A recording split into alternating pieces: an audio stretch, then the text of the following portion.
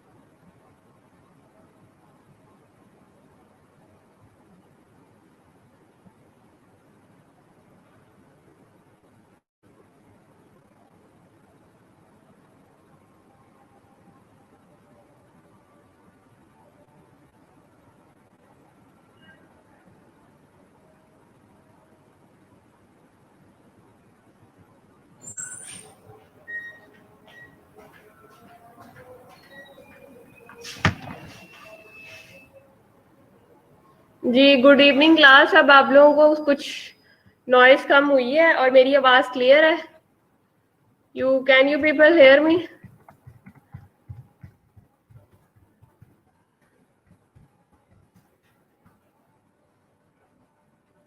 मेरी आवाज सबको आ रही है? जो लोग प्रेजेंट हैं वो मुझे सुन सकते हैं?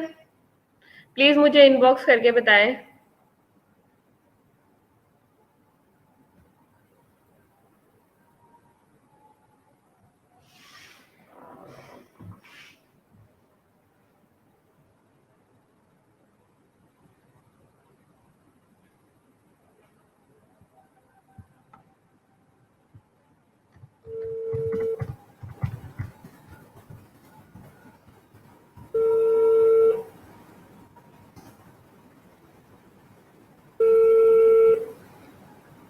चलें ठीक है, थैंक यू। सिर्फ सादिया को आ रही है, बाकी सबको ये पता है कि अब शोर बहुत है, रिप्लाई करने में आप लोगों को इश्यू होता है। कम से कम मुझे ये तो बता दें कि आप लोग मुझे सुन भी सकते हैं कि नहीं सुन सकते।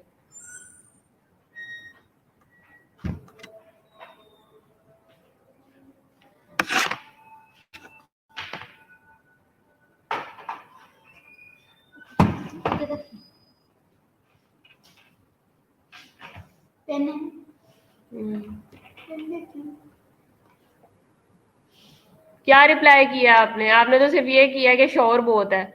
कम से कम ये रिप्लाई करके मुझे बताएं कि आवाज आ रही है या नहीं आ रही है आपको।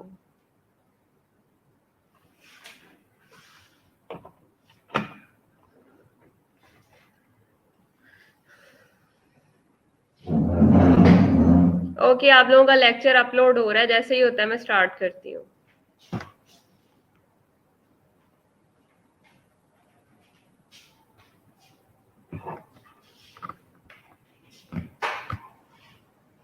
Okay fine. आज का हमारा जो लेक्चर है वो है डिस्क्रिप्टिव रिसर्च पे। डिस्क्रिप्टिव, जैसे कि मैंने आप लोगों को रिसर्च की टाइप्स पढ़ाई थी, क्वालिटेटिव, क्वांटिटेटिव, ठीक है, एनालिटिकल, डिस्क्रिप्टिव, जब हमने टाइप्स में पढ़ा था। तो आज हमारी जो फर्स्ट रिसर्च है डिस्क्रिप्टिव रिसर्च, उसको हम थोड़ा सा डिटेल में स्टडी करेंगे।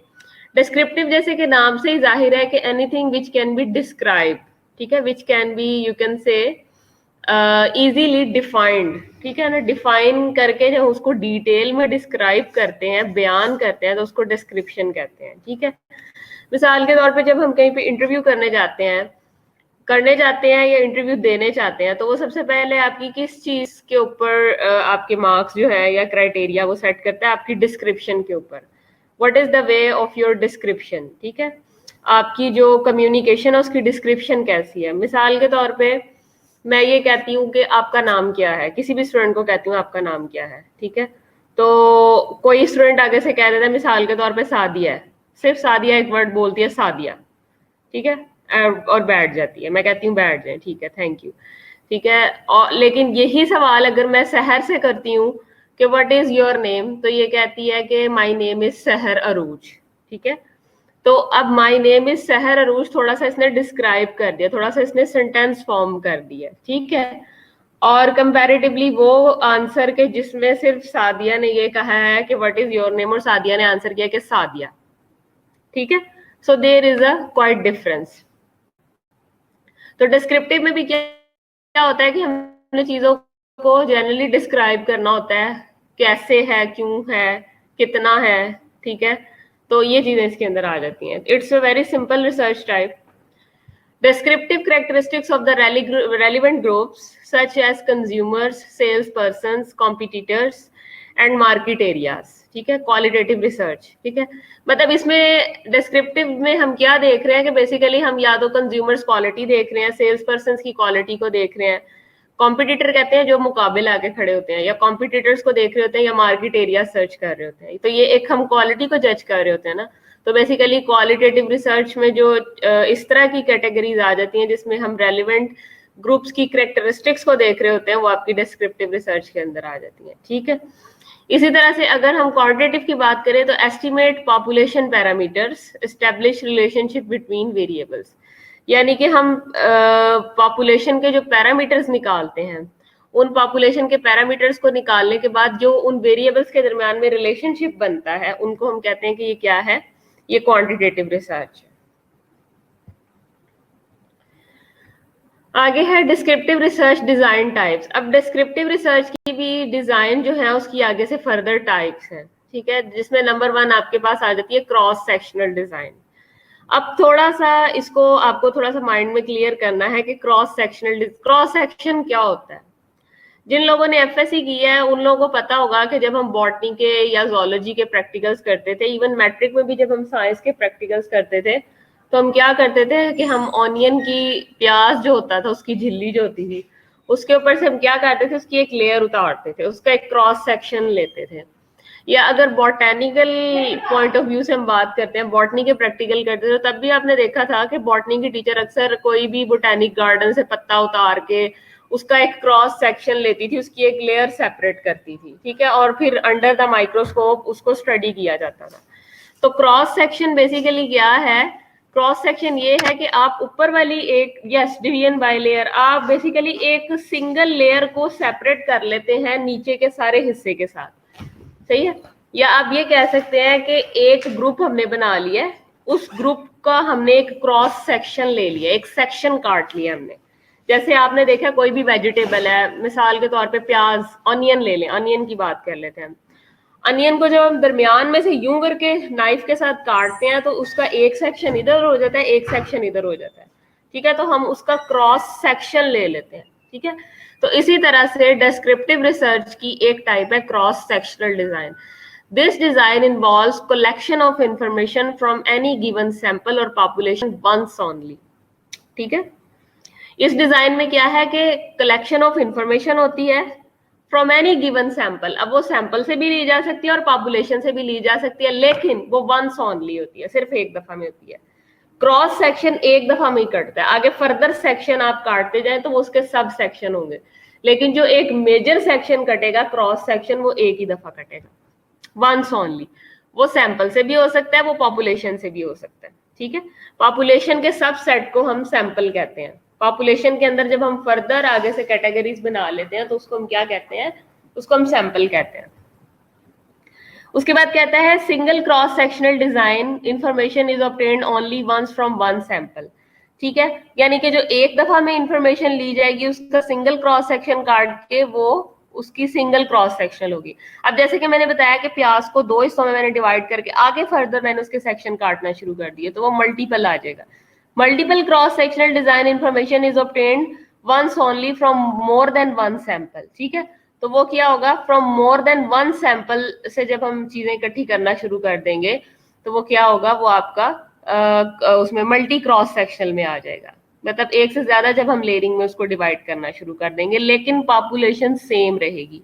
मतलब अगर प्याज की पॉपुलेशन है, अनियन है, तो अनियन ही रहेगा, ठीक है। टीबी के पेशेंट्स की पॉपुलेशन है तो टीबी के पेशेंट्स ही रहेंगे, ठीक है। ओके, आगे है डिस्क्रिप्टिव रिसर्च डिजाइन में दूसरा जो डिवीजन है वो है डिजाइन है आपके पास longitudinal. In this design data is collected from same sample repeatedly over a time period, such sample also called panel, ठीक है। अगर हमारे पास पॉपुलेशन या सैंपल साइज सेम रहे, एक जैसी ही रहे, तो उसे हम बोलते हैं लॉन्गिट्यूडनल डिजाइन, ठीक है। और इसको हम दूसरे वर्ड्स में इसको हम पैनल भी कह सकते हैं। लेकिन शर्त यही है कि आप डाटा जो कलेक्ट कर रहे हो वो सेम पॉपुलेशन से कर रहे हो एक ही टाइम के अंदर, लेकिन रिपीटेडली। और उसका जो क्रॉस सेक्शन है वो भी क्या है आपके पास? वो मल्टी भी हो सकता है, सिंगल भी हो सकता है, बट शर्त की पॉपुलेशन से, आप पॉपुलेशन सेम है और रिपीटेड सैंपल ले रहे हैं आप। अच्छा जी, ये उसने एक टेबल दिया है डिफरेंस के लिए। ये क्रॉस सेक्शन स्टडी है और ये लॉन्गिट्यूडनल स्टडी है। अब डिटेक्टिंग चेंज, क्रॉस सेक्शन में वो कहता है कि हमें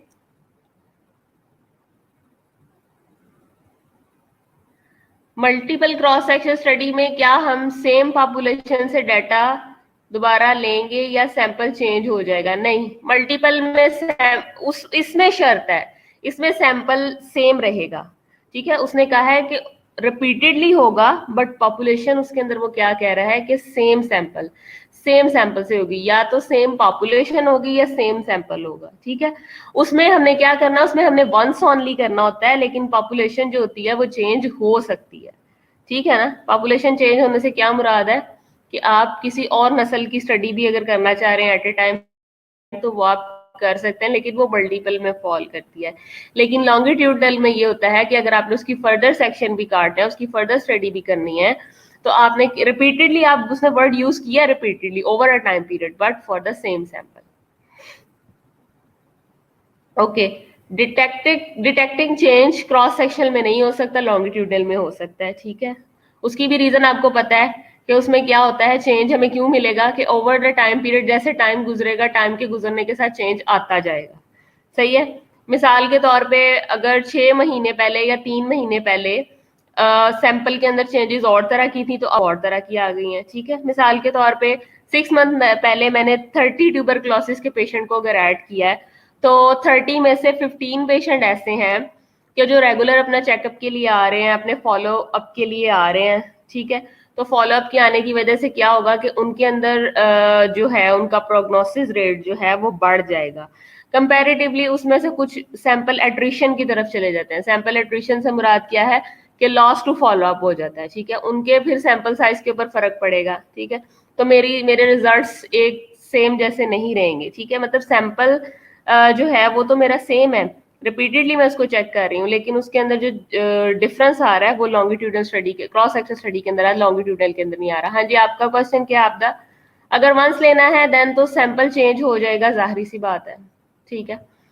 large volume of data collection cross section के अंदर मैंने आपको बताया कि जैसे ये आप लास्ट देख रहे हैं, या ये मेरा हाथ है, अगर आप अपने हाथ को मुट्ठी बंद करें और मुट्ठी बंद करने के बाद आप इसको ऊपर से यूं करके देखें, ऊपर से देखें जहां से आपने मुट्ठी बंद की हुई है, और यहां से आप इसका एक छुरी के साथ सेक्शन काटें, तो large volume of data collection ऐसे होगा? नहीं होगा ना, क्योंकि सारे के सारे तो नीचे है, ठीक है। आपने तो उसको लुक एट अ ग्लांस, एक नजर के अंदर सेक्शन को काट के लिया। लेकिन लॉन्गिट्यूडनल के अंदर क्या होता है, लॉन्गिट्यूडनल के अंदर आपके पास कलेक्शन डाटा की ज्यादा हो जाती है, बढ़ जाती है, ठीक है, क्योंकि आप रिपीटेडली कर रहे होते हैं और वॉल्यूम भी आपके पास ज्यादा होता है। एक्यूरेसी ऑब्वियसली किसकी होगी आपके ख्याल से? लॉन्गिट्यूडनल की ज्यादा होगी। उसके बाद रिप्रेजेंटेटिव सैंपल जो है वो क्रॉस सेक्शनल होगा, लॉन्गिट्यूडनली होगा। क्यों? लॉन्गिट्यूडनल के अंदर, लॉन्गिट्यूडनल आपका जो है वो टाइम कंज्यूमिंग है, ठीक है, आपका मनी कंज्यूमिंग है, एनर्जी कंज्यूमिंग है। लेकिन क्रॉस सेक्शन में आप क्या करते हो कि आप एक लेयर काट के नीचे के पूरे हिस्से का अंदाजा लगा लेते हो कि अगर ऊपर की लेयर ऐसी है तो नीचे की भी ऐसे होगी, क्योंकि हमने ऊपरी सतह हटाई है, ऊपर वाली सतह काट के देखी है, तो नीचे वाली सारी की सारी उसी तरह से इन्वॉल्व में है। आगे है data collection method used in descriptive research design. अब वो तो आपके पास आगे थे डिजाइन, जिसमें आपने बात की लॉन्गिट्यूडनल और आपकी क्रॉस सेक्शनल। अब हम बात करने जा रहे हैं कि डाटा हम किन किन तरीकों से कलेक्ट कर सकते हैं। अक्सर आपने देखा होगा स्कूल कॉलेजेस में जो सिंपल बीएस लेवल की रिसर्चेज होती हैं, उस रिसर्चेज के लिए आपके पास जो है वो लोग आते हैं कि हमें कोई भी आपका क्वेश्चनर लेके आ जाते हैं, जी हमें ये फिलअप करके दे दें, ठीक है। तो इस किस्म की जो रिसर्च होती है वो एक सर्वे की बेस्ड होती है। That was a survey based research, ठीक है। हम सिंपल यस नो में जो है वो रिस्पोंडेंट का बिहेवियर चेक कर लेते हैं कि उनका इस पर्टिकुलर जो आपका नेचर ऑफ स्टेटमेंट है उसके अगेंस्ट क्या आंसर मिल रहा है आपको, ठीक है।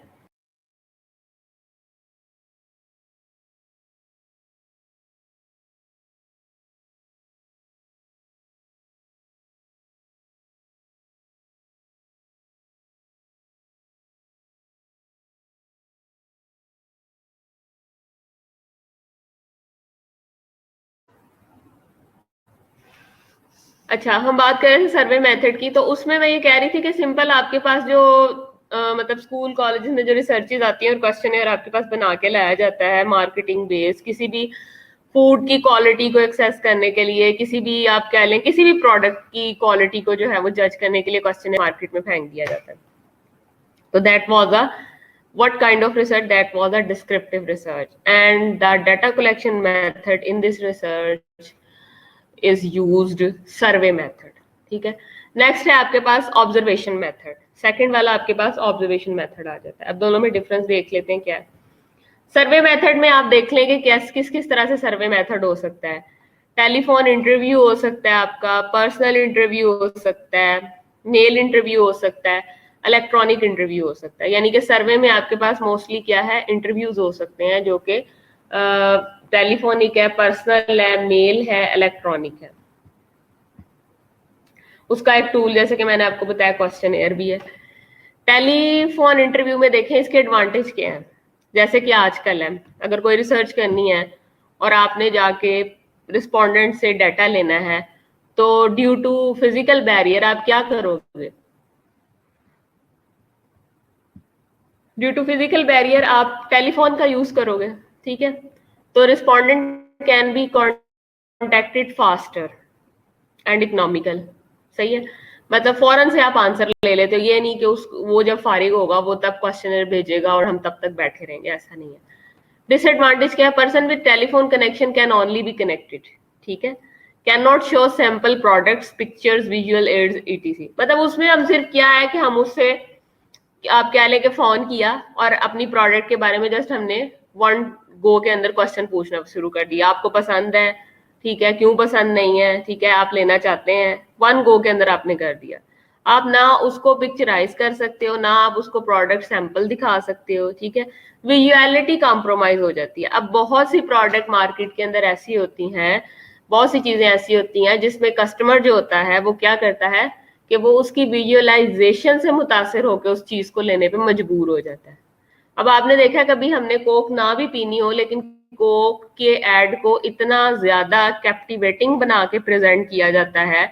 गर्मी का मौसम है और वो आइस क्यूब्स ग्लास में गिर रहे हैं और ऊपर से कोक गिर रही है, या स्प्राइट के जो है एड, उसको इतना ज्यादा कैप्टिवेटिंग बना के किया जाता है कि उसके अंदर सारा रोल ही किस चीज का होता है? पिक्चर्स का होता है।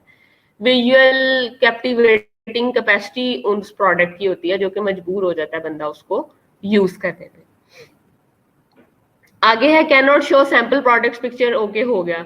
रिस्पोंडेंट ऑन अदर साइड में नॉट बी टारगेट रिस्पोंडेंट, ठीक है।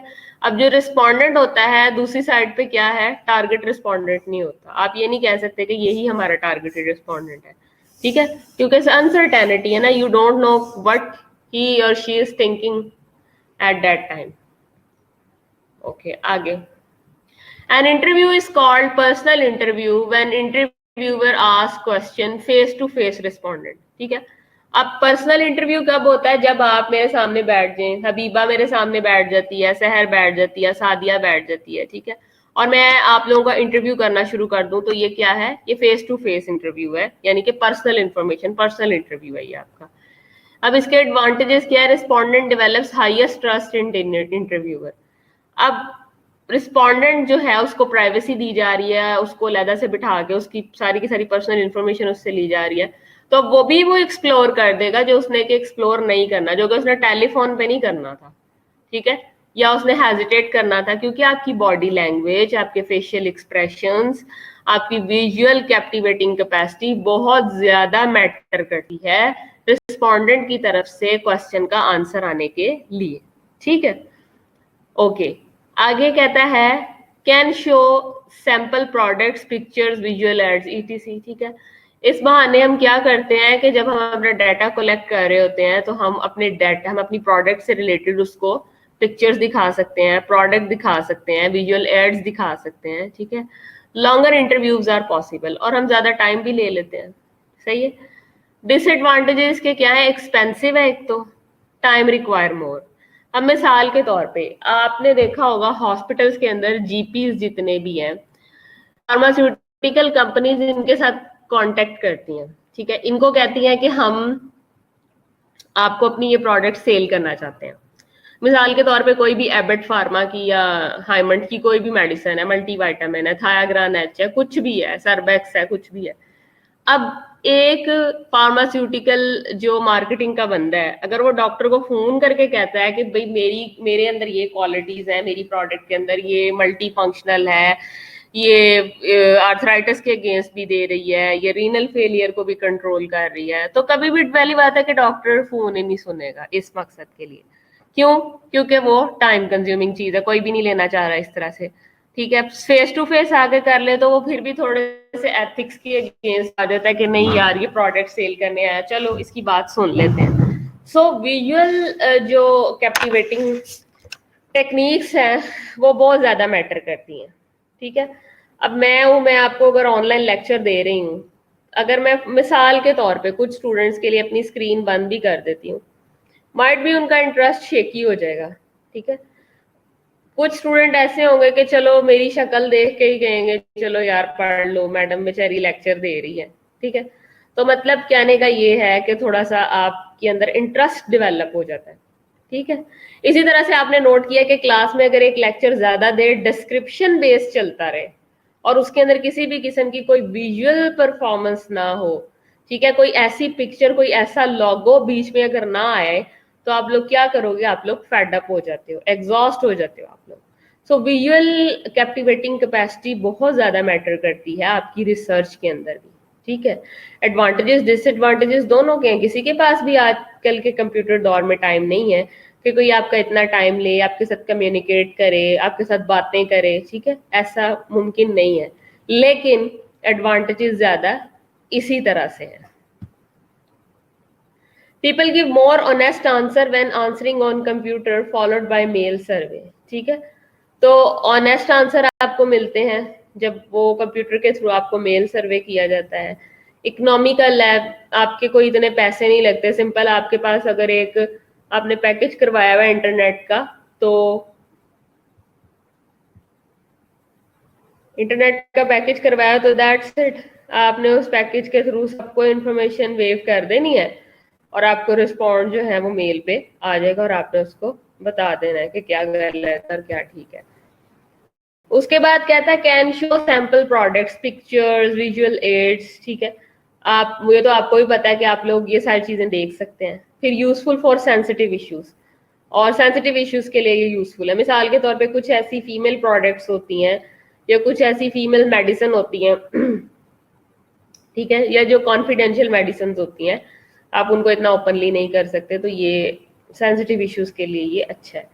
Respondent can answer are at his लेयर टाइम, और रिस्पोंडेंट जो है वो जब उसको टाइम मिलेगा वो अपनी मेल खोलेगा आराम से, ये नहीं कि जबरदस्ती है फेस टू फेस बैठा हुआ है उसी टाइम पे आंसर करना है, या टेलीफोन पे अगर वो सही आंसर देना भी चाह रहा है या अपनी मर्जी का आंसर देना भी चाह रहा है तो वो नहीं दे पाता, क्योंकि उसका इंटरव्यूअर की तरफ से बहुत प्रेशर होता है कि मुझे अभी आंसर चाहिए, या मैं अभी तो आपसे डिमांड कर रहा हूँ तो मुझे अभी दे।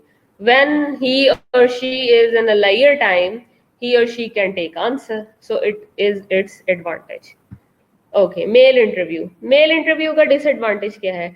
Takes longer time to get responses, follow up is required, lower response rate that may lead to biased sample, ठीक है। अब ठीक है कि आपके पास इंटरव्यूअर के पास टाइम है, उसका जब दिल चाहे वो उसको रिस्पॉन्ड कर दे, बट इसका हरगिज मतलब नहीं है कि अगर आपने उसको मेल के थ्रू कोई क्वेश्चनर अपना भेज दिया है, कोई सर्वे परफॉर्मा भेज दिया है कि हमें अपनी प्रोडक्ट से रिलेटेड जो है वो अपने कमेंट से आरा करें, तो आप ये है कि आप उसको बायस्ड बना दें उस सैंपल को कि नहीं ये प्रोडक्ट तो अच्छी नहीं है तो हमने ले नहीं लिया, इसका परफॉर्मा भी नहीं हमने फिल करना। अगर ये बात है जहन में अगर ये बात है, तो इसके साथ ये है कि आप उसको रिस्पॉन्ड ही नहीं करते, ठीक है। वो ऐसे का ऐसे खुला का खुला पड़ा रहता है एंड दैट्स इट, ठीक है। जब आना ही नहीं है, परफॉर्मा पलट के ही नहीं आना, कोई आंसर ही नहीं आना, तो लॉस टू फॉलो अप ही होना है ना। फॉलो अप तो कुछ भी नहीं रहता, पेशेंट का इंटरेस्ट ही उठ जाता है। उसके बाद है इलेक्ट्रॉनिक इंटरव्यू। इलेक्ट्रॉनिक इंटरव्यू के क्या एडवांटेजेस है? Respondent gives most honest answers, ठीक है। जाहिर सी बात है उसको पता है मुझे फेस टू फेस देखा जा रहा है, मुझे वॉच किया जा रहा है, मुझे मॉनिटर किया जा रहा है। सेकंड थिंग है स्पीड, ठीक है। उस आपकी स्पीड बहुत ज्यादा मैटर करती है, स्पीड काउंट करती है। उसके बाद है ऑनलाइन अपडेटिंग ऑफ डेटाबेसेस, ठीक है। और तीसरा ये है कि आप ऑनलाइन जो है वो अपडेट करते हो डेटा को डेटाबेस के ऊपर।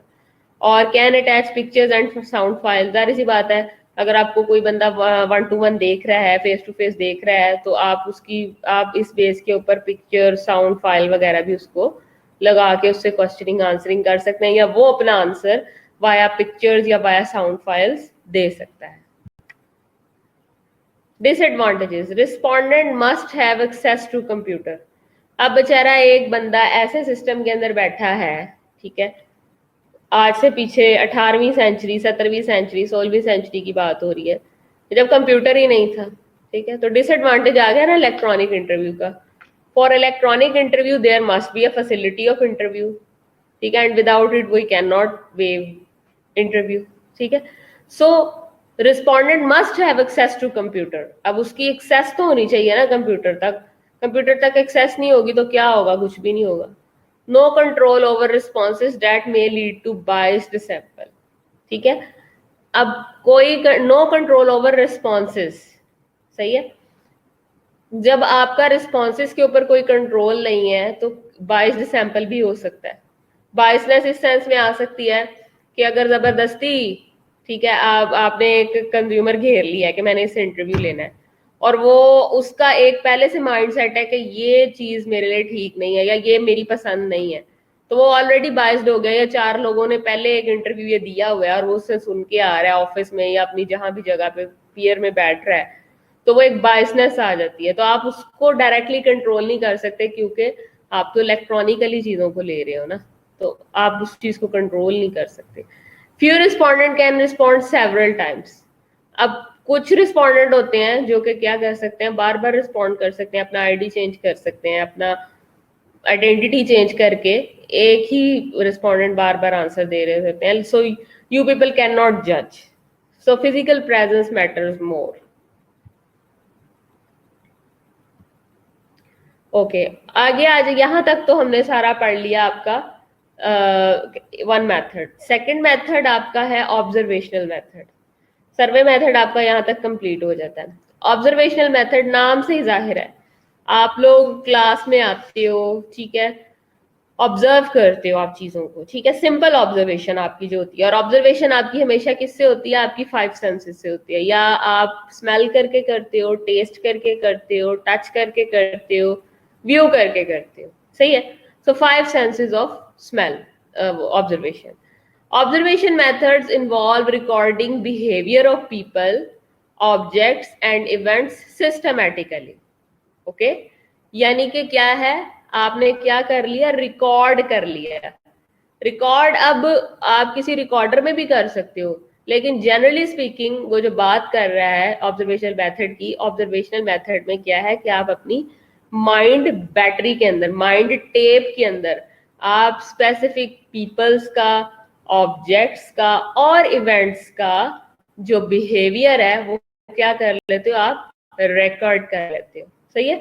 वो आपकी मेमोरी में भी हो सकता है और वो कोई मैकेनिकल डिवाइस भी हो सकती है, सही है। So recording of behaviour not even in a brain, it is in the tape recorder. Okay. Observation methods can be classified by mode of administration and they are as follow. Number one, personal observation and number two, mechanical observation. अब independently इनको देख लेते हैं क्या होती है। Personal observation क्या होती है, जैसे कि नाम से ही जाहिर है, मिसाल के तौर पे आप शालामार स्कूल ऑफ नर्सिंग में आए, आपने पर्सनली सादिया ने क्या ऑब्जर्व किया, रूज ने क्या किया, आबिदा ने क्या किया, हबीबा ने क्या ऑब्जर्व किया, तो ये आपकी पर्सनल ऑब्जर्वेशन है एसएनसी के बारे में, जो कि वेरी कर सकती हैं। In personal observation researcher observe the actual behaviour as it occurs, ठीक है, वो जो उसका अपना बिहेवियर होगा, ठीक है। अब ये नहीं कि सादिया कुछ उठ के कह दे सहर को कि नहीं ऐसा नहीं, ऐसा भी हो सकता है, ठीक है। तो वहां पे क्या आ जाएगा, वो बेसिकली इंटरमिंगलिंग होगी, वो मिक्सिंग हो रही होगी। लेकिन जो सादिया या सहर की अपनी इंडिपेंडेंट स्टेटमेंट है वो उनकी पर्सनल ऑब्जर्वेशन, ठीक है। अब इसमें पार्टिसिपेंट ऑब्जर्वेशन आ जाती है और नॉन पार्टिसिपेंट ऑब्जर्वेशन आ जाती है।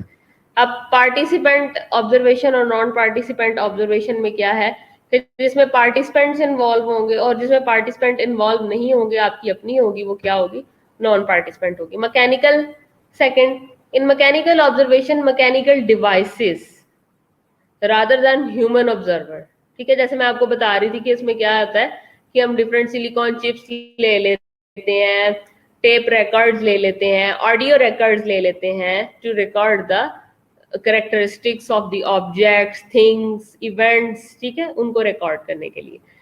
सो record the observation. Various mechanical devices are as follow. Audimeter, नाम से ही जाहिर है, attach to TV to continuously record what channel is tuned, ठीक है। तो बार बार कौन सा चैनल ट्यून किया जा रहा है वो आपकी ऑडिमीटर के अंदर रिकॉर्ड हो जाएगा, सही है, जो कि आपने टीवी के साथ अटैच किया हुआ है। उसके बाद है people meters. In addition to what channel is tune to records who is watching channel. अब कौन सा बंदा उसको वो उस चैनल को बार बार देख रहा है, उस चैनल को बार बार ट्यून कर रहा है, ये भी रिकॉर्ड हो जाएगा पीपल मीटर के अंदर। सही है। One side cameras records movements of objects. ठीक है। इसमें क्या है कि जैसे आपने देखा होगा घूमने वाले कैमरास भी होते हैं, वो क्या करते हैं, वो रिकॉर्ड कर रहे होते हैं मूवमेंट्स की, ऑब्जेक्ट्स की मूवमेंट्स की, ठीक है, उनकी हरकत की। नेक्स्ट आपके पास है आई ट्रैकिंग मॉनिटर्स। आई ट्रैकिंग मॉनिटर्स क्या है, record the gauge movement of the I. Gauge क्या होता है, गेज कहते हैं घूरना। सही है। मतलब उनकी जहां उनको सिटिंग पोजीशन के अंदर बिठाया जाता है, उन सिटिंग पोजीशन के अंदर क्या किया जाता है कि इस किस्म के कैमरे नस्ब कर दिए जाते हैं जो कि उनकी गेजिंग को भी ऑब्जर्व कर रहे होते हैं, बट वाया मैकेनिकली। ठीक है। मतलब मिसाल के तौर पे अगर मेरे पास 4 स्टूडेंट बैठे हुए हैं और वो अपना अपना पेपर कर रहे हैं, और चीटिंग के दौरान अगर वो अपनी नजर उठा के इधर उधर करने की कोशिश करते हैं, तो मैं उनको क्या करूंगी, मैं उनको पर्सनली गेज कर रही हूँ। लेकिन अगर मैं इसके ऊपर लैपटॉप के ऊपर उनको ऑब्जर्व करना चाहूंगी तो मैं उनको इनडायरेक्टली नहीं कर रही। ठीक है। मैं सिर्फ और सिर्फ उनकी आई मॉनिटरिंग की, गेजिंग जरूर नोट कर रही हूँ, बट गेजिंग की हद तक, उनकी आई बॉल की हद तक, बट ऑन आप कह लें कि नॉट फिजिकली, ऑन कैमरा, कैमरे के ऊपर। These devices can be used to find out how a respondent reads the advertisement or view the TV commercial. ठीक है। तो अब आप उनकी इस गेजिंग आई मूवमेंट से ये भी अंदाजा लगा सकते हैं कि वो पर्सन जो है वो उस एडवर्टाइजमेंट को या उस कह ले के इश्तिहार को, उस पर्टिकुलर जो कंज्यूमर मार्केट में फेंक रहा है रिस्पोंडेंट, उसको कंज्यूमर किस तरह से ले रहा है। अगर तो वो बड़ा एनर्जेटिकली ले रहा है, बड़ा फ्रेशली ले रहा है, ठीक है, बड़ा उसमें बार बार इन्वॉल्व हो रहा है, तो इट शोज कि उसके फेशियल एक्सप्रेशन, उसकी बॉडी लैंग्वेज बता देगी ना कि वो उस चीज को या उस प्रोडक्ट को अच्छा समझ रहा है, उस टीवी कमर्शियल की। अगर नहीं तो वो भी आपको उसकी गेजिंग से, उसका इग्नोरिंग बिहेवियर, अगर एक एडवर्टाइजमेंट चल रही है, ये एक एडवर्टाइजमेंट की डिस्क्रिप्शन चल रही है, तो वो इधर उधर मुंह करके जस्ट इग्नोर कर रहा है कि ये जल्दी से एडवर्टाइजमेंट आगे गुजरे और मैं कुछ अच्छा देखूं, तो इट मीन्स कि ही और she have no more interest in this advertisement. So gazing is very important. आगे है साइको गैल्वानोमीटर। अच्छा, फिजिक्स में जिन लोगों ने एफएससी की, उन लोगों ने अक्सर फिजिक्स लैब के अंदर गैल्वानोमीटर तो देखा होगा, जो कि क्या काम करने आता था, आपका वोल्टेज को चेक करने के लिए आता था। So psycho galvanometer measures changes in the electrical resistance of the skin. Excitement leads to increase in electrical resistance of the skin. अब मैंने आपको क्या कहा था कि गैल्वानोमीटर वो डिवाइस है फिजिक्स की जुबान में जो कि क्या करता है, जो कि वोल्टेज के डिफरेंस को पता लगाने के लिए काम आता है। ठीक है। अब साइको गैल्वानोमीटर का मतलब ये है कि वो साइकोलॉजी को सेंस कर रहा होता है। अब हमारे ब्रेन का सारी बॉडी के साथ डायरेक्ट ताल्लुक है, और जो स्किन है वो largest organ of the body है। अब उसमें क्या होता है कि ब्रेन से मैसेज जाता है, और ब्रेन से मैसेज आपकी स्किन को जाता है, और उस स्किन के अंदर क्या है, इलेक्ट्रिकल डिफरेंस पैदा होता है, और इस इलेक्ट्रिकल डिफरेंस के पैदा होने से जो एक करंट सा बॉडी के अंदर महसूस होता है, वो मैकेनिकल के अंदर आ जाता है। उसके बाद है voice pitch analysis, measure frequency of the human voice. अब कोई बंदा अगर एनर्जेटिक है, खुश है, हाई पिच पे बोल रहा है, इट मीन्स कि वो फ्रेश है। ठीक है। ये have no more tension of outside. अगर एक बंदा फिजिकली मैकेनिकली यहाँ पे मौजूद है, तो वो चीज नहीं पे इतनी स्ट्रांग नहीं है, तो यू कैन इजीली फील कि he or she is basically physically present but mentally he or she is not present because his voice is not standing with her body. So this is fall in mechanical. Mechanical observation advantages क्या है? Okay, advantages देख लें। Useful device assume that psychological reactions are associated with specific cognitive responses. ठीक है। अब आपको ये तो पता चला कि मैकेनिकल से क्या होता है कि आपके बहुत से ऐसे रिस्पॉन्सेज कॉग्निटिव जो कि दिमाग से रिस्पॉन्ड आने हैं, उनका ताल्लुक किसके साथ है, आपकी साइकोलॉजिकल रिएक्शन के साथ है, आपकी नफ्सियात के साथ है। अगर आपका मूड अच्छा, बाहर का मूड भी अच्छा, मौसम भी अच्छा है। अगर आपका मूड नहीं अच्छा, आप बायस्ड हो रहे हो, तो बाहर का मूड भी नहीं अच्छा। It permits measurements of actual behaviour. सही है, इसमें किसी किस्म की कोई मैनिपुलेशन नहीं होती, दो नंबरी नहीं होती। मैकेनिकल ऑब्जर्वेशन के अंदर हम एक्चुअल बिहेवियर देख रहे होते हैं, क्योंकि हमें ये लग रहा होता है कि नो पीपल कैन सर्च अस, ठीक है, हमें देख नहीं रहे, हमें सर्च नहीं कर सकते। Also certain data can be best obtained by observation, for example baby that play. कुछ ऐसा डेटा जो कि बड़ा अच्छा इस सूरत में लिया जा सकता है, मिसाल के तौर पे बच्चों को देखना है कि बच्चों को कौन सा प्ले पसंद है, तो हम ये उनको दे के देखेंगे कि वो कितना ज्यादा इंडल्ज है उस स्पेसिफिक प्ले के अंदर या उस इंस्ट्रूमेंट के अंदर, तो हमें पता चल जाएगा मैकेनिकल ऑब्जर्वेशन से। डिसएडवांटेजेस क्या है? Little is known about the underlying motives, ठीक है, मतलब हमें नहीं पता होता कि बेसिकली हमारे मोटिव्स क्या है या रिस्पोंडेंट के मोटिव्स क्या है जो इस तरह से इग्नोरेंस आ रही है। सही है। Believes of the particular behaviour, for example customers में be purchasing a brand for his neighbour, ठीक है, मिसाल के तौर पे वो अपने लिए नहीं खरीदना चाह रहा बल्कि अपने नेबर ने उसके लिए खरीदना चाह रहा है, साथ वाले पर्सन के लिए खरीदना चाह रहा है, बहन के लिए, भाई के लिए, खुद के लिए नहीं। तो हम ये नहीं पता चला सकते कि वाई नॉट खुद एंड वाई आर, ठीक है, for neighbour and for brother and sister and any sibling. Expensive है ऑब्वियसली, ये तो आपको पता है, इट्स नॉट इजी।